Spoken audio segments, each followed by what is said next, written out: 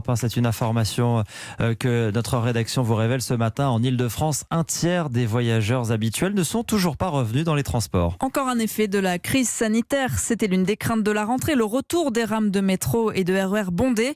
Finalement, la tendance est à la baisse et la fréquentation est en nette baisse également. Aurélien Fleureau.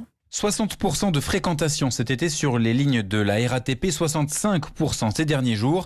Malgré le retour des vacanciers et la rentrée scolaire, beaucoup d'usagers des transports en commun semblent avoir durablement choisi une autre option pour se déplacer. Même constat sur le réseau transilien, les trains de banlieue gérés par la SNCF. Avec 60% de passagers en un an, cela fait plus d'1 million de personnes en moins par jour.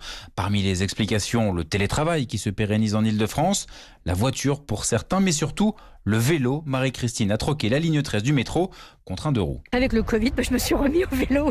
Donc c'est vrai que j'ai changé un peu mes habitudes. Je prenais 2 lignes de métro. Je mettais 30 minutes, en vélo je mets 40. J'ai des problèmes de santé, donc je préfère m'abstenir de prendre le métro pour l'instant. Tant que je peux le faire en vélo, je le fais en vélo. Pour l'instant, précise-t-elle, parce que les embouteillages sur les pistes cyclables commencent à la faire douter. Entre mai et août, elles ont attiré 67% de vélos supplémentaires par rapport à 2019, alors que les Vélib ont connu il y a quelques jours un pic d'utilisation avec plus de 200 000 courses en 24 heures.